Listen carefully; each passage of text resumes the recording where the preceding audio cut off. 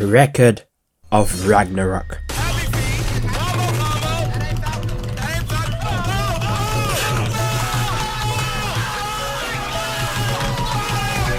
The show with animation worse than season 2 Blue Lock. Okay, maybe not that bad, but you get what I mean. What if I told you that if you look past all the Dookie Juice animation, you will get an exuberant display of unfiltered non-stop squabbles. I'm talking 12 episodes of straight hands. Matchups you couldn't even begin to fathom. Thor vs Lu Bu, Adam vs Zues, Aphrodite vs P. Diddy. The lineup is stacked. Okay, I might have made the last one up, but still, what I'm trying to say is that Record of Ragnarok, despite it being like a poorly animated Netflix original, is still a good show. So let me get into the meat and potatoes and put you guys on some game. Alright, the plot's pretty simple. It starts with the gods, and every 1,000 years the gods hold an emergency meeting to decide whether they will end humanity or let us live for another 1,000 years. Usually they vote to let the humans live, but this time around the gods must have been tired of our bullshit. They have been digressing since 2016. I say we hit them with a meteor. Yeah, I just scrolled on Twitter and saw the most grotesque takes of all time. Yeah, not gonna lie, they got a point. I think they got any fans are rotting anyways. Asmongold is human, right? So as they are about to agree on ending the human race, this Valkyrie named Brynhilde comes through and offers them an accord. She basically says, sure, you guys could end the human race, or we could run up a tournament where the gods go 1v1 against the humans in a best of 13 called Ragnarok, where if the humans win, they get to live for another 1,000 years. And they got a point. What's a regular human gonna do when standing face to face with Zeus? I am not Kratos. So when the gods try to deny her, she starts instigating like Mark Phillips and basically says that the gods are scared of losing to people from the same species as Jack Doherty. Now that we got the background lore out the way, let the squabbles commence. Each side has to draft the perfect 13 candidates, and having to pick 13 humans out of like 117 billion is insane. I'm trying to see the biggest menaces in the history of mankind. Imagine we get to see Genghis Khan, Thor the Thor, and Prime LeBron James all fighting in the Ragnarok. The first two people get called in, and on the god side they call in none other than the god of thunder, Thor. And on the human side, we get the flying general Lu Bu. And if you're anything like me, you probably had no idea who this was. But he reigned supreme during China's Three Kingdom period and was known as the strongest warrior of his time. Now, if you ask me to put a parlay together between Thor and Lu Bu, I'm putting all my eggs in one basket. And that's Thor. I've seen what he did to Thanos. The match begins and they are standing there having an aura off. They begin walking towards each other. Lu Bu clocks back his spear and clashes with Mjolnir and sends Thor flying back off the impact. I instantly knew this Lu Bu ain't your regular fella. He speed blitzes towards him with the follow-up, but Thor counters and tries to hit Lu Bu with a revenge counter that ends in another clash. Thor pulls back and shows us why he's the god of thunder, charges up his lightning gauntlets, and loads up ready for the meanest downstamp I have ever seen. Look at the form. The impact was so crazy. We got titties flying everywhere. This must have been what they wasted the entire animation budget on. Nothing but gooners in the studio. Just when I thought the fight was over, Lu Bu pulls out from under the rubble and slashes Thor in his chest. This man just countered Odin's son. We found out some lore about Lu Bu, and turns out this man is a Yujiro level threat to the nation. He beat down a wolf at the age of 3, one-tapped a bear in his teens, and never lost a single battle in his entire life, to the point that he developed One Punch Man syndrome. So strong, he's bored of living. Look at the way they're smiling. These guys are just happy they found someone they can go all out against. But realistically speaking, Lu Bu should not be able to run the ones with Thor. That's where the Valkyries come in. The Valkyries have the ability to turn into weapons that give the wielder the same capabilities of a god. That's how the humans will have a fighting chance. Lu Bu parries Thor and hits him with a side heavy, shattering his gauntlets. Thor is on the defensive right now, dodging and weaving, but he's still taking chip damage. Lu Bu has the upper hand over Thor, but that's until Mjolnir goes through some type of metamorphosis, so Thor takes off his gauntlets like it's Rock Lee vs Gara, and giving a literal god a power boost in a fight against a mere human gotta be so unfair. I'd be sick. Thor charges up his special move and throws Mjolnir like a Beyblade, but Lu Bu is part of the Weave Nation. He dodged and begins sprinting at both for the counter, but he must have not watched the Thor trilogy. Mjolnir always comes back and forces Lu Bu to dodge again. L excuses, right hand on the Bible. God can strike me down if I'm lying. That motherfucker's cheating! Take my word! Thor catches Mjolnir, and instead of getting another 10-minute yap session, Thor uses the momentum of the throw to hit Lu Bu with a disgusting down special. He managed to catch it, but at the end of the day, he's still a human. Man's body just ain't built to withstand that type of force. He ends up snapping both his legs and dropping down to his knees. Thor goes to finish the job, but just as it's about to end, Lu Bu's torrent pulls up for a final rodeo. Lu Bu mounts his horse, and we get one final flashback to a super move he mastered while he's alive. He holds his spear at the tip and generates so much force, it literally split the sky. This is a feat only yonkos in One Piece are capable of. They both charge up for a final hit, and the impact is so crazy it creates a Minecraft beacon. The dust settles and Lu Bu has been turned into a fusion of Shanks and future Gohan. He charges Thor one final time, allowing him to finish the job. Lu Bu has been defeated, and he died smiling, like a true warrior. This matchup was so sensational, even Thor was smiling like pure excitement. I wasn't even sure how they were gonna make this match like competitive, but this is peak execution. I really thought it was gonna be a cleanup, a snooze fest. You know, whilst on the topic of sleep, let's go ahead and introduce today's video sponsor, Manta Sleep. Manta makes by far one of the best sleep masks and sleeping accessories in the game. Everything Manta Sleep does is to enable better quality of life and better sleep through regular naps. As someone who has a super busy schedule between making videos, going to university, exercising, and a bunch of other things, it's important that I get my Z's. And lately, just turning on Fairy Tail to try and fall asleep hasn't been working as well. So Manta sent over a specialized sleep mask that comes with a bunch of extra gadgets that actually make it good. My Manta sleep mask is adjustable and will fit everyone. They are 100% blackout, they use super soft and breathable materials, and the eye cups put almost zero pressure on your face compared to like a normal sleep mask that makes me look like Satoru Gojo. There are more Manta sleep mask variations than Goku has Super Saiyan transformations. They have the cool mask, the steam mask, the pro mask, the weighted mask, and then my mask, the sound mask, that has built-in Bluetooth speakers that will let you fall asleep whilst listening to whatever you feel like. YouTube, music, podcasts, hell, even anime openings. Like, you can listen to whatever you feel like. You just connect it to your phone via Bluetooth. So what are you waiting on? Check out Manta Sleep in the description below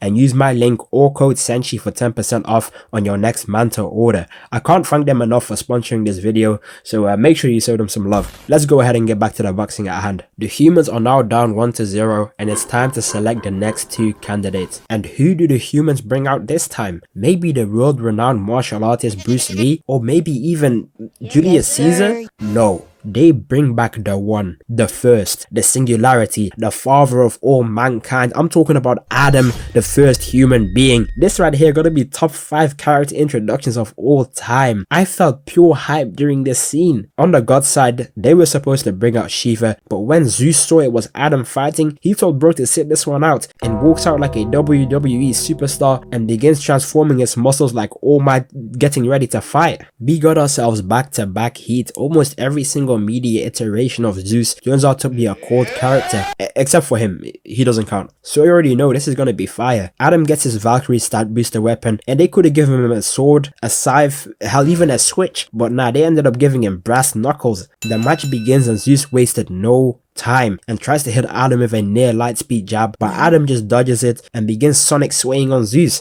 Zeus is hitting nothing but air. I know Adam means Whis on sparking 0.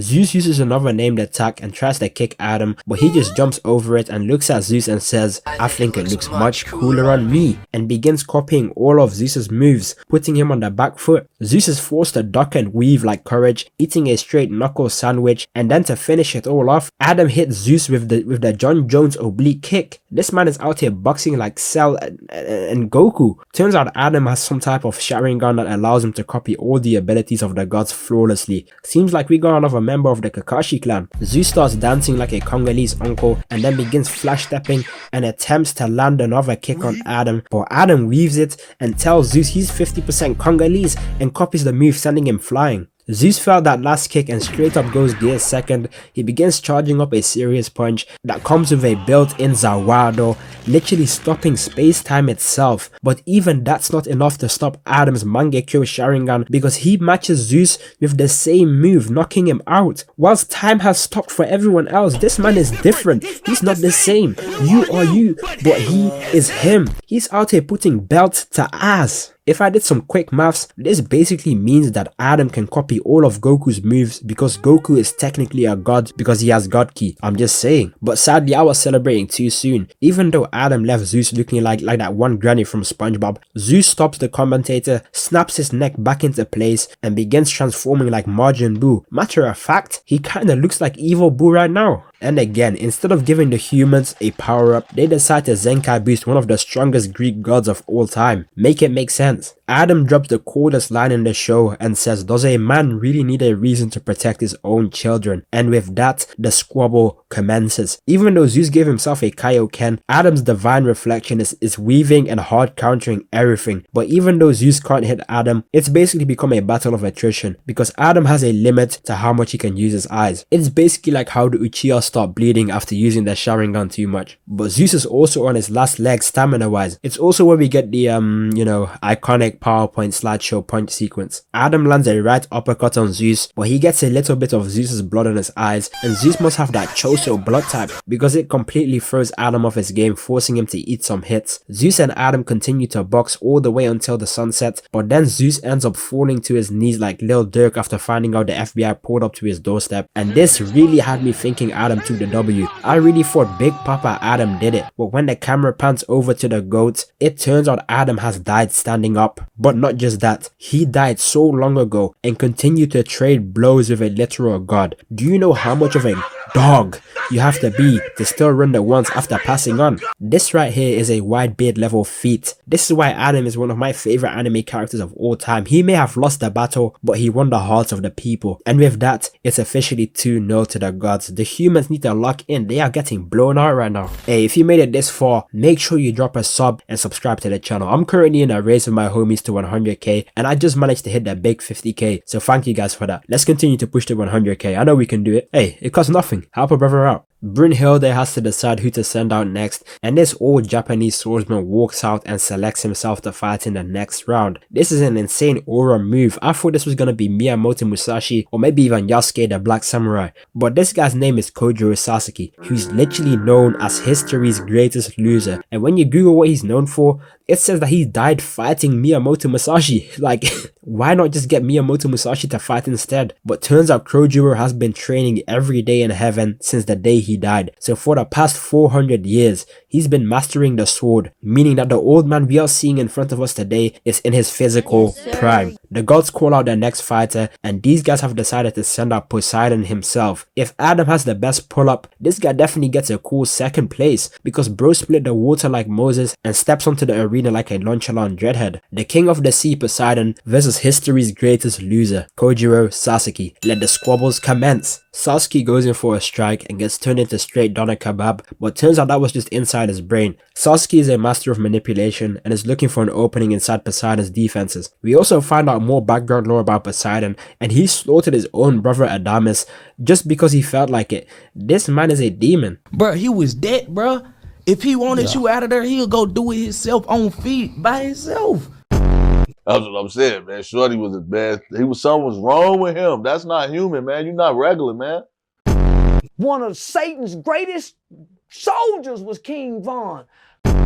Kojiro ends up going in for a down slash, but then he uses some type of ninjutsu and reverses the blade upwards, giving Poseidon a front taper. Poseidon walks forward and tries to turn Kojiro into a Donut Clan member, but Kojiro is sidestepping every single move because of his prediction ability. Poseidon begins smiling and charges up a super thrust, and as someone who's played God of War Ragnarok, we all know that when you see the red lines, it basically means that the move is unblockable. Kojiro gets grazed in the gut and forced to take a knee. Poseidon jumps 6 feet into the air and goes for a down slam. Kojiro parries, and they proceed to go hit for hit like they are playing Sparking Zero, but neither person can land a blow on the other. Everyone is spamming the vanish step. Kojiro tries to counter, but Poseidon dodges and ends up snapping his sword. This might be it, chat. This ain't no One Piece, bro. A swordman cannot fight without his sword. He goes to pick up the broken pieces of the sword, and finally they decide to give the humans a Zenkai boost, and the 2 broken pieces turn into 2 separate swords, allowing Sasaki to dual wield. He's just like me on Elden Ring for real. The squabble resumes and they are even right now. Kojiro is using the ability of every person he's ever fought, finally landing hits on Poseidon. But Poseidon starts tweaking,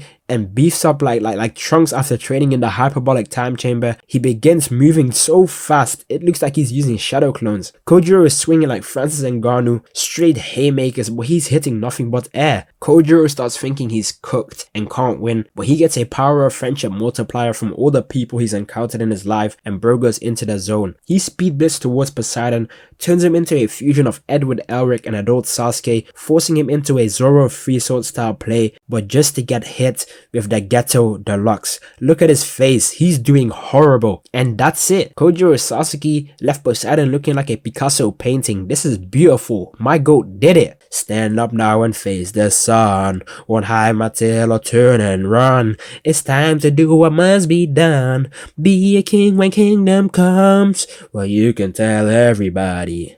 Well, you can tell everybody. Well, you can tell everybody. I'm the man, I'm the man, I'm the man. The entire stadium has been silenced. Bask in it.